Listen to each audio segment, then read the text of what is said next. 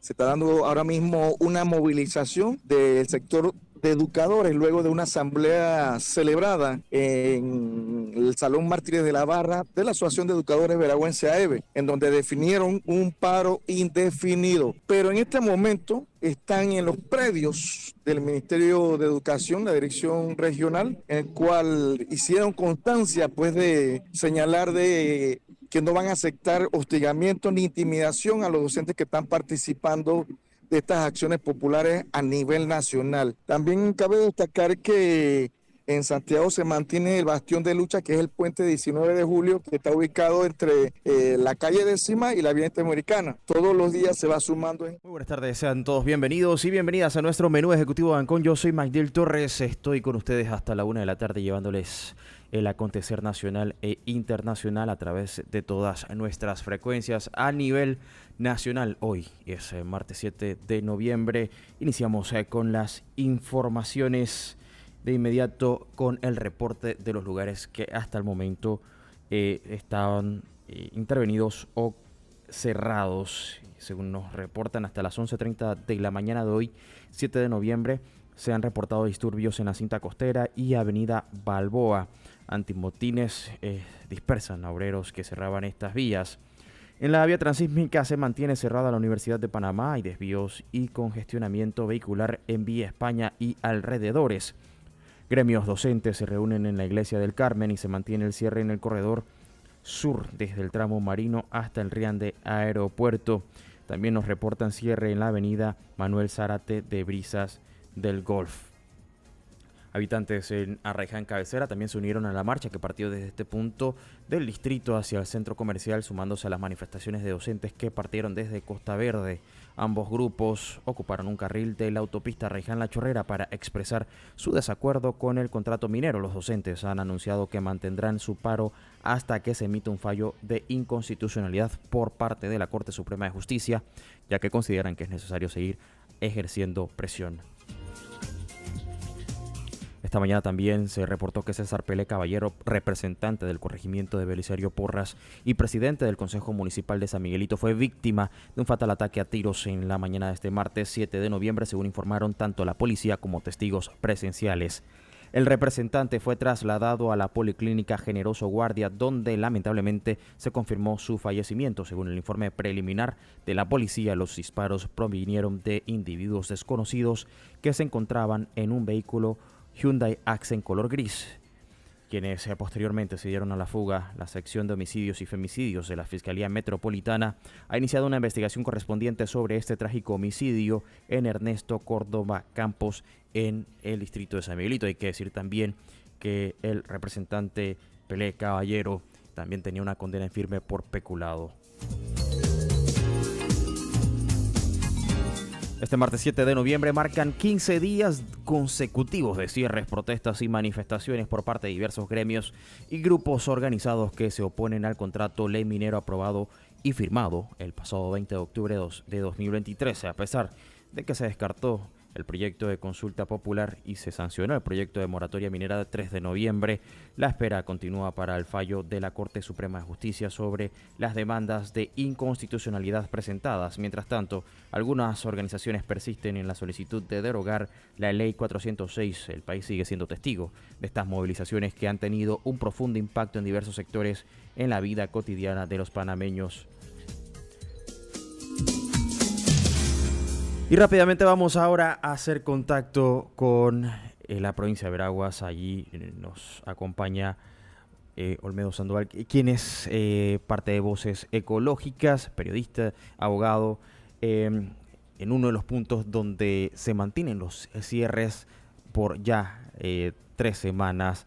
Olmedo, gracias por acompañarnos y aceptar nuestra invitación. Buenas tardes. ¿Aló? Sí, ahora sí te escuchamos, Olmedo. Ahora sí. Olmedo Carrasquilla de Voces Ecológicas. En estos momentos estás en Santiago de Veraguas, uno de los puntos donde también se han mantenido cierres y donde también se ha visto la presión de docentes y grupos de indígenas que han manifestado que no van a ceder a pesar del llamado de las autoridades y la sanción de la ley moratoria. ¿Cómo está el ambiente en estos momentos en Veraguas? Bueno, nosotros nos ubicamos específicamente en Ciudad de Santiago, Veragua.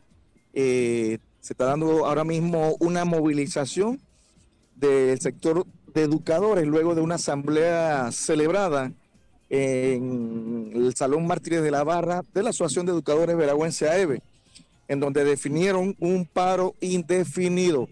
Pero en este momento están en los predios del Ministerio de Educación, la dirección regional, en el cual hicieron constancia pues de señalar de que no van a aceptar hostigamiento ni intimidación a los docentes que están participando de estas acciones populares a nivel nacional.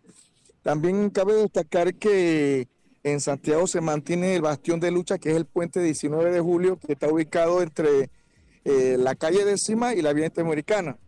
Todos los días se va sumando gente, como es el caso del sector campesino e indígena del norte de Veragua, porque hay que también que señalar que la lucha que tiene el pueblo en este sector o provincia no solamente es por el hecho del tema de la minería, sino también el tema de la corrupción y en el caso del norte de Santa Fe por el acaparamiento de tierra. Entonces, haciendo un registro a nivel nacional de lo que son las acciones, definitivamente la ciudadanía y no solamente las organizaciones organizadas han venido protestando contra la minería, sino por una acumulación de problemas nacionales y que la ley 406 ha sido el la punta de lucha de este momento, ¿no?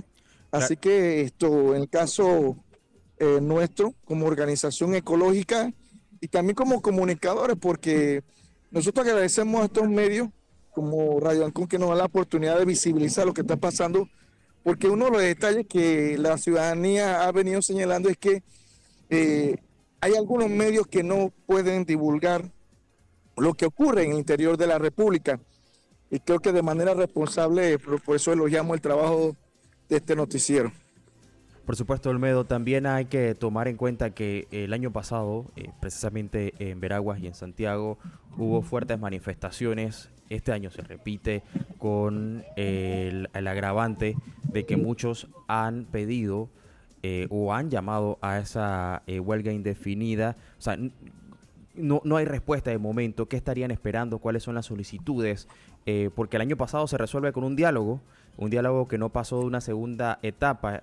Este año, ¿qué es lo que haría falta? Y te lo pregunto porque también se ha hablado mucho del tema de los corredores humanitarios. Ya en la ciudad capital se hace más que evidente el desabastecimiento y en Chiriquí, Bocas del Toro, ya muchos también han hablado de no existen reservas de gasolina ni de diésel. Son situaciones que también preocupan a varias personas.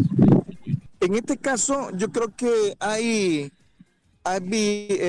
visualización de ambas partes. En el caso de algunos sectores, sí es cierto que no hay insumos de alimento y entre otros, ¿no? Pero en otros sectores sí se ha mantenido la circulación o sí hay abastecimiento, por lo cual también una de las cosas que han señalado los dirigentes que también hay un terrorismo mediático de hacerles saber a los manifestantes de que va a colapsar el país. Sin embargo, creo que algunos puntos tomaron la decisión de abrir corredores humanitarios, pero en el caso de Coclecito, en el caso de la provincia de Coclé, específicamente en esa área donde hay un cierre de parte de las comunidades, hicieron cumplir un corredor humanitario. Sin embargo, fueron las maquinarias las que salieron de la empresa y ahí es donde se irrumpe en la confianza de los manifestantes y por eso no vuelven a abrir ese corredor humanitario. En el caso de la comarca Nueve Buglé es debido a la carencia de consulta, porque cada bastión tiene como un nivel de autonomía y para definir siempre se tiene que consultar. Pero bueno, nosotros como organización de la sociedad civil o movimiento popular siempre apelamos a que la gente tenga certeza de la información de lo que debe hacer y no debe hacer en tiempos de crisis, por el hecho de que el primer punto que debe tener el pueblo es que tener una lectura clara que la lucha en este caso es por la derogación de la ley 406, pero también para mantener una huelga se requiere toda una serie de condiciones en las cuales tenemos que tener un plan A, B y C. Y esa es la sostenibilidad. Y yo creo que el panameño tiene un punto histórico de experiencia en la lucha popular aquí en Panamá. En el caso de Veragua, con la mesa de diálogo que se dio el año pasado, definitivamente retornar a ese método no es conveniente y lo han dicho. Entonces, cabe decir que las personas aquí, y no solamente las organizaciones, están con la sostenibilidad, sino también la misma ciudadanía. Entonces, yo creo que también en apelar al sentido común, de que todo panameño puede participar de manera pacífica y incidir para que se cumpla con esa exigencia popular. Claro. Lamentablemente nosotros no estamos de acuerdo con la represión que se ha hecho de parte del Estado, en donde no ha existido mediación y lo que ha surgido, pues como te comenté, es el terrorismo mediático y la ideología del odio.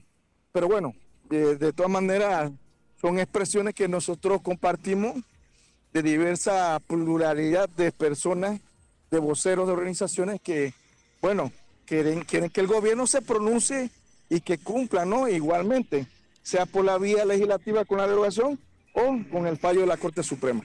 En efecto, ahora, hablando precisamente del tema de la derogación, y sobre todo en el interior del país, se ha hecho mucho hincapié en que esta es la única vía que buscan, a pesar de que existe también en firme otra postura que remarca que hay que esperar la respuesta de la Corte para no incurrir, digamos, en elementos que favorezcan a la minera en caso de un arbitraje.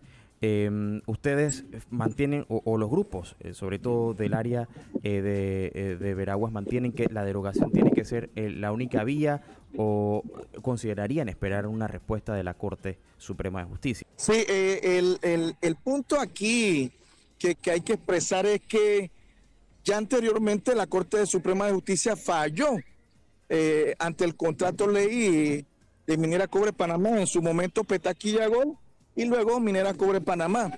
Sin embargo, ese fallo fue emitido por la Corte y el Estado no hizo cumplir ese fallo y el proyecto quedó en acefalía, o sea, no, sin contrato.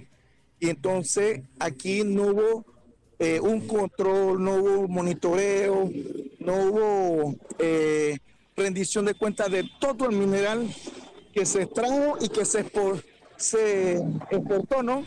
Y es por esa razón que hay un nivel de desconfianza generalizada. Vuelvo y repito, no solamente de las organizaciones, sino de la ciudadanía. Y además también por el hecho de que eh, muchas demandas presentadas a este tribunal o la Corte Suprema, evidentemente siempre duermen en la eternidad y por eso se crea un nivel de desconfianza y las organizaciones están apelando a que una ley derogue a otra, que es la ley 406.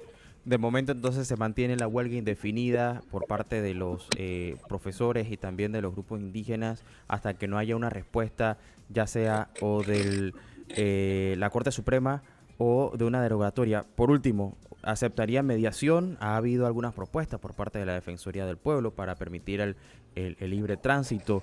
¿Qué alternativas existen para permitir sobre todo la apertura, así sea? Sí, con respecto a los corredores humanitarios, ya es una decisión que le toca a cada bastión determinar. Ahora, nosotros apelamos nuevamente a la coordinación, a la búsqueda de puntos estratégicos para que se dé ese corredor, por supuesto, pero yo creo que nosotros no vemos todavía representantes de las autoridades ni locales, ni nacionales, formalmente que se dé ese diálogo o esa coordinación para un corredor. Ahora, si no se da eso, mucho menos se va a dar para la derogación de la ley 406. Por esa razón, la gente está en las calles. Por supuesto. Es una lectura de lo que nosotros hemos venido registrando en distintos puntos del país. Ahora, Olmedo, por último, ustedes ven, y ya lo mencionabas, una especie de acefalía. No hay digamos, una especie de liderazgo que se aproxime o que busque negociar con cada uno de estos grupos, sienten que hay alguna desidia por parte del gobierno en un tema tan sensitivo como este? Efectivamente, no se ha dado presencia ningún representante del gobierno y lo que ha resurgido ha sido la represión, la desmovilización y bueno, esa campaña de desmovilización a través de la ideología del odio. Pero hay algo también todavía importante.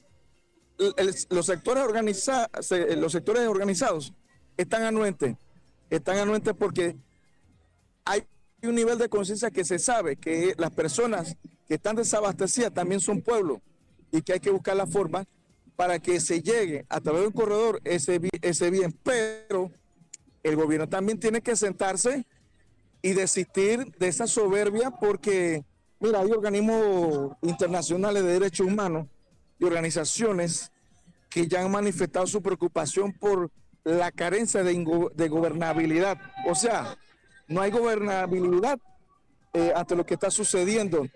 A pesar de que Panamá es un país pacífico, no ha habido un estallido como en otros países de la región. Pero sí consideramos que también la Defensoría del Pueblo puede asumir su papel. Y sobre eso queremos comentarle que todavía no hemos tenido un informe preliminar de las víctimas o de los heridos y detenidos que se han venido registrando en la primera semana de represión a nivel nacional. Una cuestión que también llama la atención. Claro, se escuchan los vítores detrás de los manifestantes. ¿Ha bajado en algo la participación o se ha mantenido constante? No ha aumentado porque llegó otro sector de Chitra, de Calobre, de Veragua y otros gremios que no estaban participando se unieron y ahora mismo en este momento se está recorriendo la calle de encima hacia el puente 19 de julio. Este puente es emblemático para los veragüenses porque fue el primer estallido social que se da a nivel nacional ante el costo de la vida en el 2022, julio del 2022. Y este es el bastión que mantienen a distintos sectores, campesinos, indígenas, ambientalistas y ciudadanos, porque hay que también expresar que hay ciudadanos que no están participando de organizaciones, pero están en la protesta aquí en Veragua.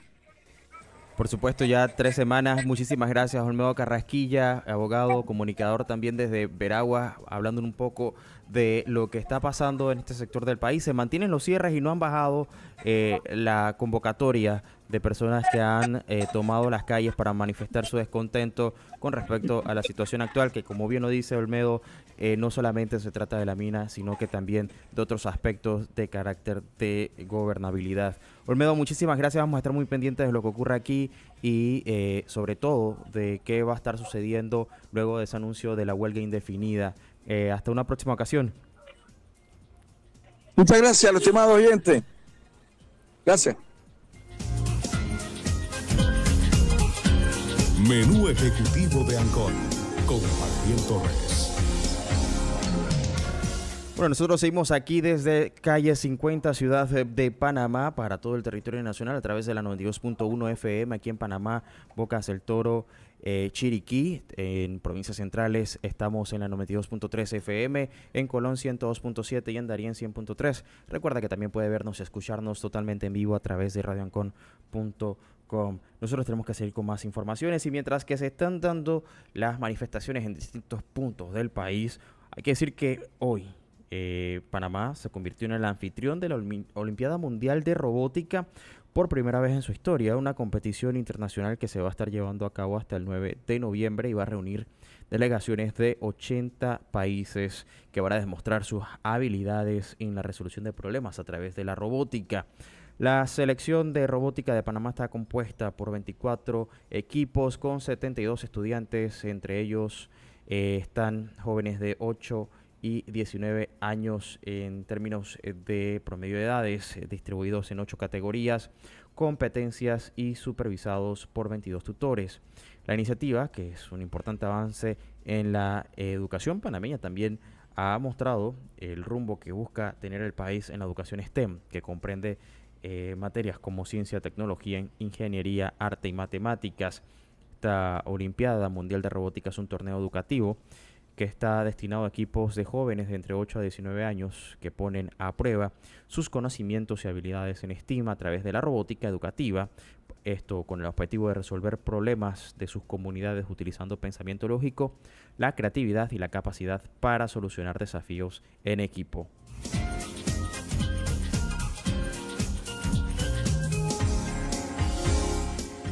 Y a pesar del llamado del Ministerio de Educación para reiniciar las clases hoy martes 7 de noviembre, las escuelas amanecieron con escasa presencia de administrativos y algunos estudiantes, pero sin docentes. Esto ocurre a pocas semanas de que finalice el año escolar 2023. La ministra Maruja Gorday de Villalobos explicó que el llamado a la apertura se realizó porque las clases habían sido suspendidas debido a la situación que atraviesa el país, por lo que no se requiere un acuerdo de finalización de huelga. Subrayó que quedan 29 días hábiles para concluir el año. También dijo que puede tener un gran impacto el cierre del año escolar si no se retoman las mismas. Y ahora pasamos a la provincia de Chiriquí. Logramos hacer contacto con la Cámara de Comercio, Agricultura y Turismo de Chiriquí. Nos acompaña nuevamente el presidente de la Cámara, Jorge Tobar, a quien le agradecemos por aceptar nuestra invitación. Muy buenas tardes, bienvenido a Radio Ancón. Buenas tardes, Matiel. Muchas gracias por el espacio en tu medio. Aquí estamos, pues, como lo indica, en la provincia de Chiriquí, con una situación un tanto tensa y a tus órdenes. Claro, ayer veía en redes sociales que están comercializando el galón de gasolina a $10 y el de diésel a 40, poco el reflejo de lo que se está dando debido a este cierre de vías que ya no solamente afecta a los comercios, sino también a los particulares. ¿Cómo se está viviendo en estos momentos, sobre todo ese impacto económico que ya es más que directo? Así es, Magdiel. Bueno, mira, eso es parte de las consecuencias que se derivan de un desabastecimiento y de alguna forma quizás el oportunismo de algunos ciudadanos que al encontrarse en un estado de poco o ningún control, se inicia este tipo de negociaciones o ofertas de un recurso que por constitución deberíamos libremente recibir. La situación es crítica. El día de ayer hemos podido ver en medios que se dio una pequeña apertura en el cruce de Orconcitos que permitió que algunos camiones cisternas ingresaran a la provincia de Chiriquí y abastecieran algunas estaciones que desde la noche de ayer se mantienen abarrotadas debido a la desesperación que la población tiene en función de el recurso combustibles. Pues muy difícil situación. Queremos, más que enfocarnos en las pérdidas y en lo crítico de la situación, es en hacer el llamado a todos los ciudadanos que persisten en mantener a la región occidental aislada del resto del país y sin la posibilidad de recibir los recursos básicos para poder garantizar una subsistencia y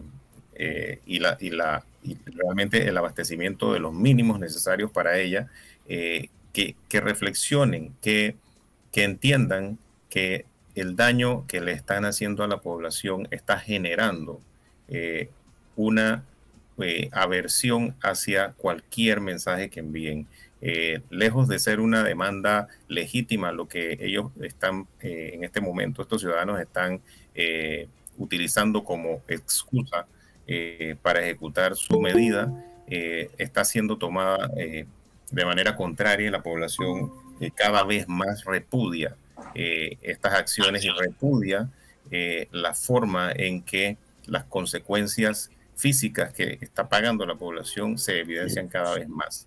Las pérdidas son indudables, las pérdidas son irrecuperables, pero la dignidad, la salud y el derecho a la vida de la población, estamos a tiempo de reivindicarla. Y ese es el llamado que queremos hacer hoy día a quienes mantienen esa medida irracional y, por qué no decirlo, mantienen a toda la región occidental del país en un estado de secuestro. Una situación que preocupa no solamente a los que están en la región occidental, sino que también está generando impactos en la ciudad capital, en donde el desabastecimiento es más que evidente. No obstante, Así es. preguntar un poco, porque ayer también circulaban en redes sociales algunas amenazas con respecto a impedir el paso hacia el aeropuerto Enrique Malek, esto debido a que se han buscado alternativas a través de los corredores humanitarios por vía aérea y marítima. Ese llamado también a tomar un poco de conciencia con respecto a este tema y también Claro. cómo se está desarrollando en estos momentos esa logística de alternativas a través de otras vías que no sean la panamericana. Sí, hemos estado en conversaciones con diferentes proveedores eh, de logística a nivel nacional, buscando alternativas que seguramente no van a cumplir con el abastecimiento necesario para la provincia, pero de alguna manera pudieran garantizar al menos los insumos básicos para lo más apremiante. Existe un puente aéreo que se ha manejado de forma privada para trasladar mercancías a Ciudad de Panamá a través del aeropuerto Enrique Malek. Se ha manejado con mucha discreción porque precisamente lo que acabas de mencionar, no se quería llegar a un escenario en el que manifestantes tomaran la iniciativa de bloquear esta única alternativa que hasta el momento se había tenido. Eh, por la tarde, por la noche, escuchamos un mensaje en el que aclaraban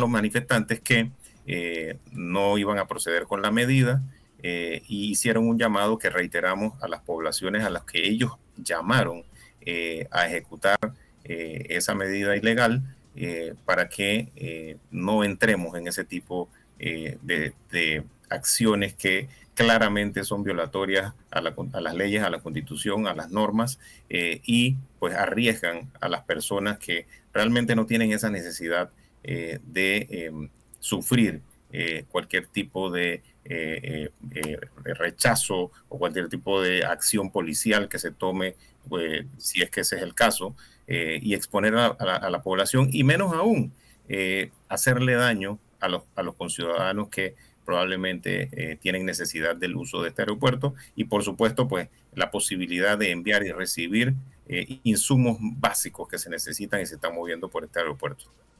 Por supuesto que sí. Por último, se declara huelga indefinida por varios grupos, sobre todo en el interior del país. Esto dificulta un poco más el panorama.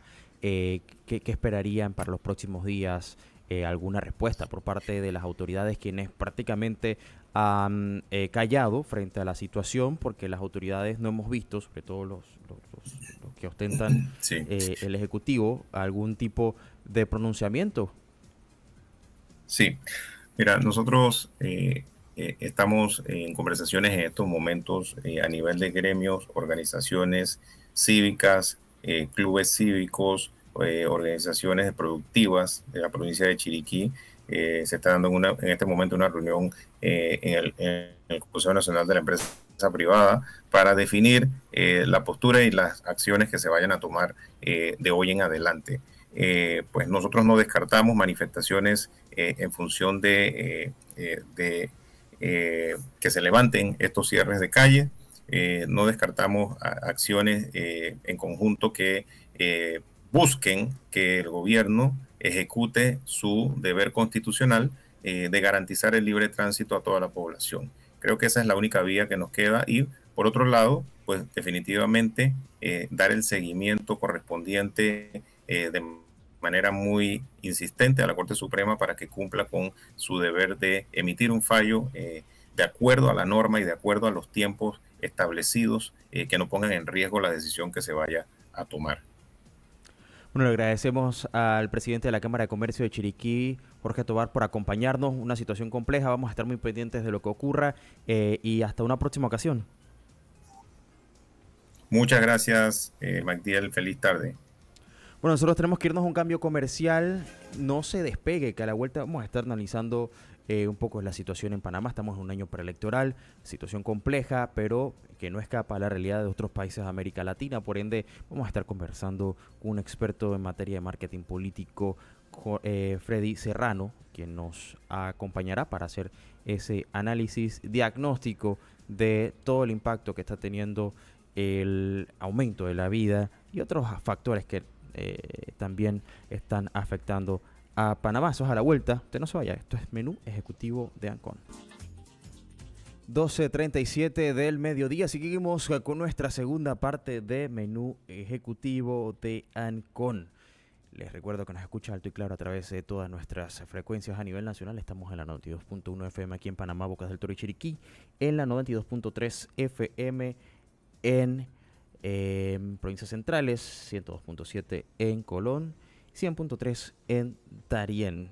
radioancon.com nos ve y nos escucha totalmente en vivo. Ahora sí, vamos a pasar a nuestra siguiente entrevista. Hoy nos acompaña desde Colombia el estratega político Freddy Serrano Díaz. También es autor de Con Ganas No Basta y otros libros también que tratan acerca de marketing político y estrategia política. Freddy, bienvenido aquí a Radio Ancon nuevamente. Buenas tardes.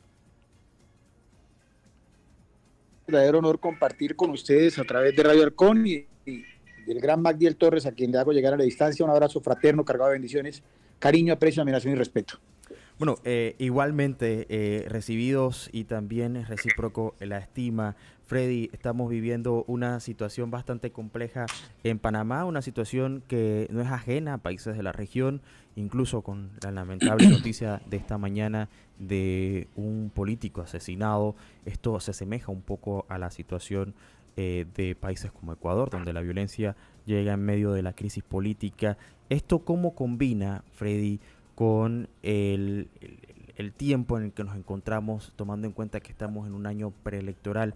¿Hay aspectos políticos metidos en todo esto o es un aspecto, digamos, aparte de lo que sucede en Panamá con las protestas? ¿Cuánto representan las protestas en el escenario político y sobre todo de cara a las elecciones? Nada de lo que ocurre políticamente, Magdiel, es fortuito. Todo tiene causa, todo tiene efecto y todo responde a un efecto dominó que sin duda alguna se está presentando por cuenta de las desavenencias propias entre la comunidad y que no tiene que ver con condiciones ideológicas de izquierda o de derecha.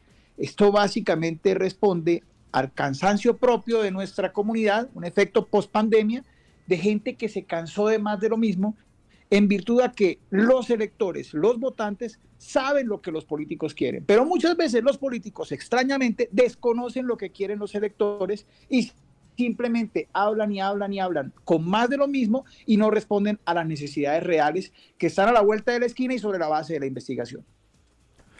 Ahora, tomando en cuenta que el oficialismo tiene un candidato, quien es precisamente el vicepresidente, su desaparición mediática ha sido quizás uno de los principales cuestionamientos que han surgido en las últimas semanas. Esto obedece quizás a lo que acabas de mencionar, esa desconexión, una desconexión que cada vez se hace más evidente. ¿Cómo afecta esto no solamente a las elecciones, sino también a la gobernabilidad actual? Afecta a la gobernabilidad, afecta a las elecciones y afecta a la imagen propia de los ejercicios de gobierno que parecen no entender lo que está sucediendo allá afuera. Algún amigo mío hace unos días me decía, ¿sabes cómo se ostenta el poder? Me preguntó, le dije, no, dame tu versión, y me dice, mira, es como cuando la bomba atómica cae al lado de tus pies y en medio de un ruido ensordecedor casi que estás escuchando un pito en tus oídos y por cuenta de ese pito no escuchas absolutamente a más nadie. Pues lo propio es lo que le ocurre a las personas que gobiernan, que muchas veces no entienden lo que la gente quiere, y ahí es donde se produce lo que bien mencionas, está asociado a la desconexión con la gente, a las desavenencias, al inconformismo, a la protesta social que responde al cansancio propio de nuestro elector, de nuestro votante, que quiere algo absolutamente diferente, que lo que quiere es sentirse representado por cuenta del clamor. La protesta al final del día termina llevando a cambios coyunturales, a cambios estructurales. Mira, es específico y te mencionaba un efecto dominó, insistiendo en algo, y es que esto no es en favor o en contra de, más que de lo que quiere la gente. Aquí ya no gana el político, aquí quien gana es el elector, aquí gana la democracia, aquí gana la diversidad étnica, multicultural, multirracial, y es aquí donde, sin duda alguna, pues hay una transformación democrática. Acaba de suceder en Ecuador, la democracia tiene que seguir. Me atrevo a vaticinar que Milei en Argentina va a terminar siendo el ganador, y cuando te dedicas a esto no haces ese tipo de precisiones porque pues, probablemente te puedas equivocar, pero es lo que creo que va a ocurrir indistintamente de lo que ha sucedido en la primera vuelta, donde el gobierno tuvo todo el desgaste de la maquinaria para vencer a Milei, contrario a lo que preveían las encuestas, pero lo que con seguridad habrá de ocurrir en la segunda vuelta, pues muestra a mi juicio, seguro ganador. Sucedió en Ecuador, está sucediendo en Colombia, hay una desconexión total. Hace apenas 9 días, 10 días sucedieron las elecciones regionales en Colombia. El gobierno terminó derrotado indistintamente de que salga a decir que es el gran ganador. A veces lo que quieren es tener la razón y no ganar la elección. Y lo propio, insisto, en este efecto dominó es lo que puede ocurrir en distintos países de América Latina, donde las desavenencias, insisto, propias de la comunidad con el gobernado y con el gobernante, pues lleva a decisiones adversas a lo que muchas veces quieren que marquen las encuestas. Claro que sí, Freddy. Antes de hablar un poco sobre la sorpresiva victoria de Sergio Massa en Argentina, siendo el ministro de Economía que lleva casi una hiperinflación a su país, centrémonos un poco también en lo que pasa en la región. Mencionabas que no es tan importante hoy la discusión entre izquierdas o derechas, cuando hemos visto que quizás gran parte de la América Latina se vuelca más hacia la izquierda, el caso colombiano históricamente con el primer presidente de izquierda, pero particularmente, ¿qué es lo que crea esa desconexión? ¿Qué es lo que está pasando en América Latina que lleva a ese descontento y a esa explosión social? ¿Tiene que ver quizás con la desigualdad o con la corrupción excesiva que muchas veces se remarca en distintos países de nuestra región? Más allá de los puntos que acabas de citar y que son determinantes y que son fundamentales en el ejercicio de ejercer bien la dinámica de gobierno, creería yo que el inconveniente se está presentando por cuenta de la desconexión entre lo que piensas, lo que dices y lo que haces. Me explico.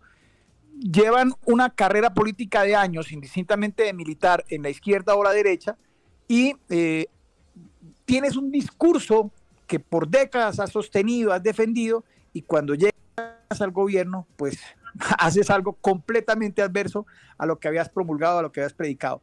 Ahí es donde está precisamente el inconveniente y la desconexión. Me explico. Gustavo Petro, en el caso específico de Colombia, luchó durante años por cuenta de abolir la corrupción, pero su gobierno está enmarcado dentro de una serie de escándalos propios por cuenta de la entrada de recursos irregulares a su campaña de la mano de su hijo, que fue capaz de denunciarlo públicamente en su momento.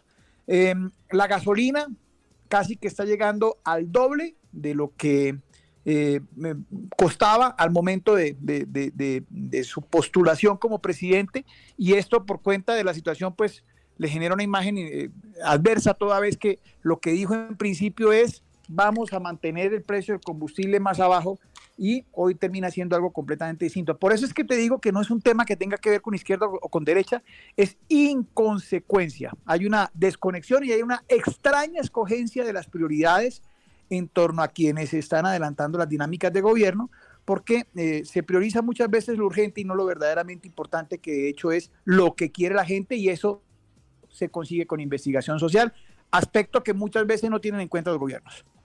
Claro, ahora, Freddy, la América Latina, que por lo menos hace 40 años estaba sumergida en una pasarela de dictaduras, incluyendo Panamá y la misma Argentina, tiene democracias relativamente jóvenes en este sentido. ¿Cuán peligroso es para nuestra democracia el hecho de que exista esta desconexión? ¿Esto pone en peligro un poco este sistema que ha sido, tan valorado y bien visto por la mayoría de las personas, dado que esto permite cierta participación? En mi vida profesional me han hecho preguntas difíciles, no tantas como esta, y el peligro básicamente es impredecible, porque al final del día no terminas estableciendo qué tipo de gobernante tendrás. A veces los primeros 100 días de gobierno te marcan un derrotero, como te va en el desayuno, te termina yendo en el almuerzo. A veces el de la campaña es completamente adverso, completamente distinto al del gobierno. En efecto, son democracias jóvenes, en efecto hay nuevos personajes. La política tradicional está quedando de lado. La mejor campaña es la que no parece ser campaña. La campaña disruptiva, la campaña distinta es la que está logrando adentrarse en el corazón de la gente. Te contaba hace unos minutos que acabamos de salir de unas elecciones regionales en Colombia, 1.102 alcaldías, 32 gobernaciones, casi 120.000 candidatos, una elección distinta, diferente, donde las maquinarias hicieron lo propio, las estructuras hicieron lo propio, pero el outsider consiguió conquistar y adentrarse en los corazones en algunas regiones de la geografía nacional. Lo propio está ocurriendo en las elecciones en distintos rincones de América Latina, por cuenta de lo que hemos visto post pandemia en distintos lugares de nuestros países. Y lo que nos hemos encontrado en efecto es que para que haya conexión y para que no haya representatividad del riesgo al que hace referencia, pues básicamente el votante hoy en día se está tomando su tiempo y está haciendo libremente lo que él quiere. A veces grandes cierres de campaña, derroche de dinero, termina siendo más de lo mismo y termina siendo un inconveniente. No es una tendencia en cada uno de los casos, insisto, cada situación es paradójicamente distinta y ahí es donde está la clave del éxito de hacerse acompañar de la estrategia que es complementaria a tener buenos candidatos, a tener financiación y a tener estructuras. Por supuesto. Ahora, ¿cómo resolvemos el problema social en medio de una crisis que se ha generado a meses de unas elecciones? ¿Cuál debería ser la respuesta correcta, sabiendo que muchos van a buscar tomar partidos y les conviene, incluso que haya manifestaciones?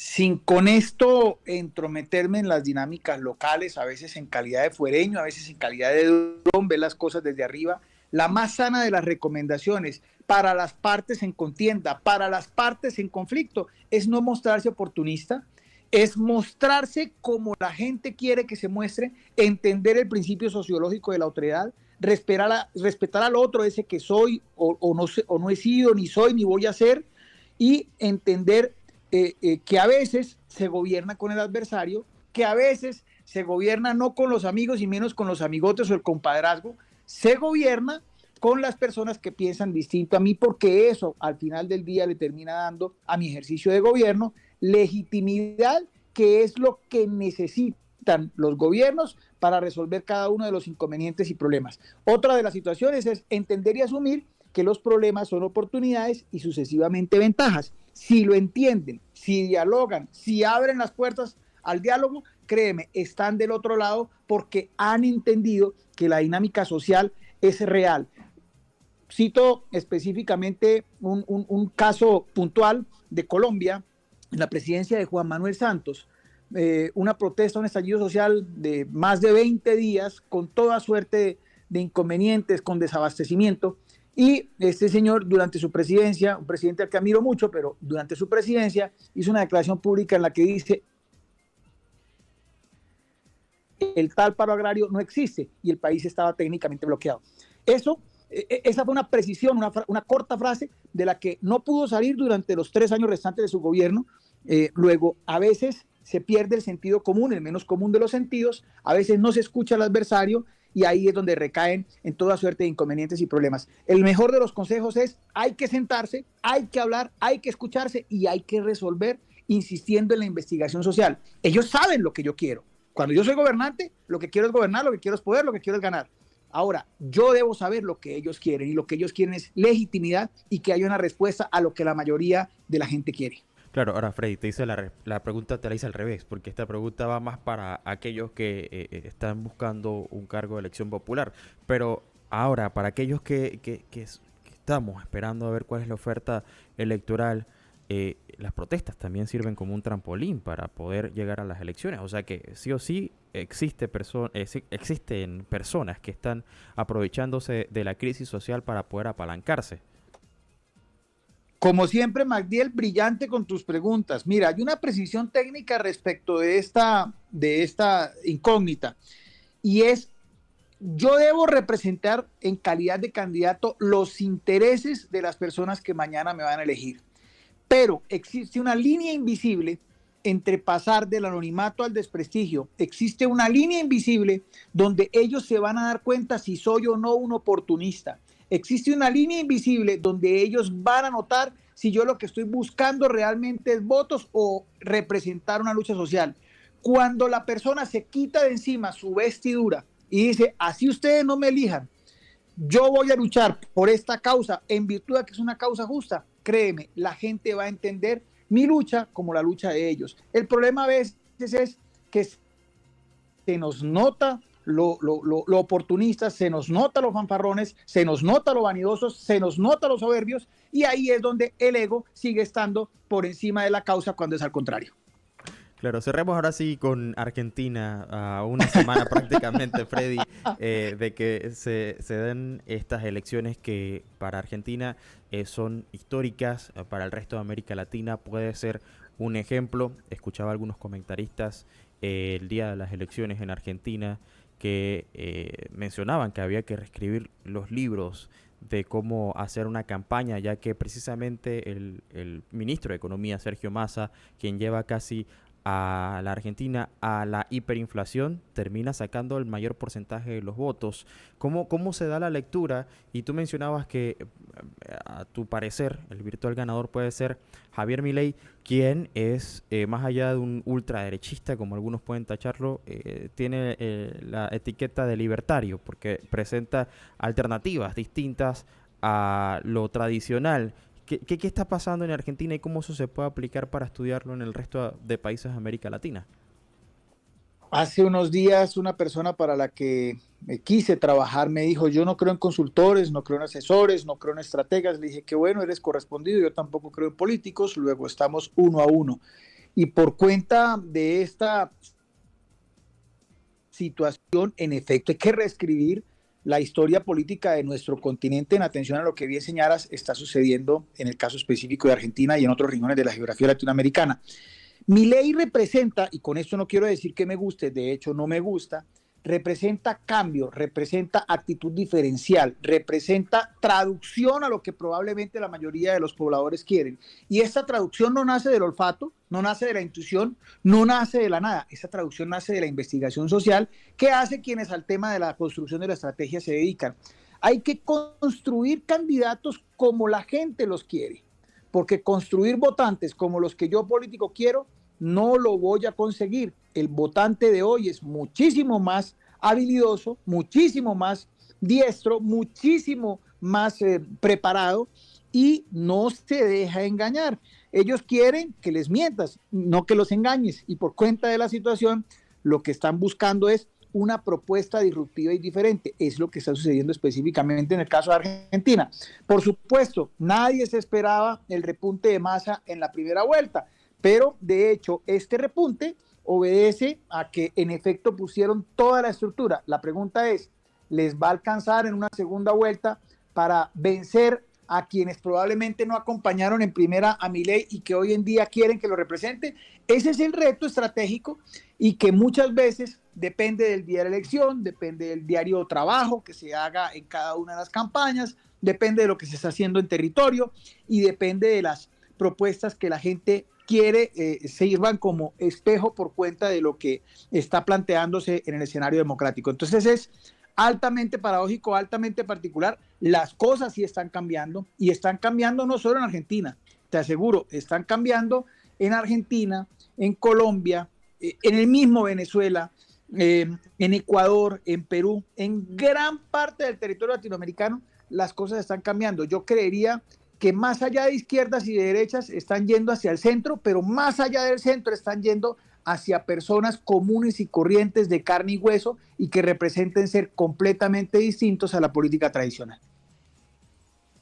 Freddy, muchísimas gracias, magistral, como siempre. Gracias por este análisis que sabemos que es un poco breve y que nos tomaría muchísimo más tiempo desarrollar todo lo que está ocurriendo en el panorama latinoamericano, pero nos ayuda a ver un poco más allá del horizonte panameño, sabiendo que lo que nos ocupa actualmente no escapa a la realidad de otros países en la región. Así que vamos a estar más adelante, ojalá pudiendo conversar acerca de estos temas y sobre todo ahora que nos acercamos más a las elecciones de mayo de 2024, va a ser importantísimo tener, por supuesto, tu presencia acá en el programa. Así que gracias por acompañarnos. Magdiel, como siempre es un gusto, un placer, un verdadero honor, magistral lo que haces tú a diario a través de este medio de comunicación. Felicitaciones por tan arduo y tan representativo trabajo.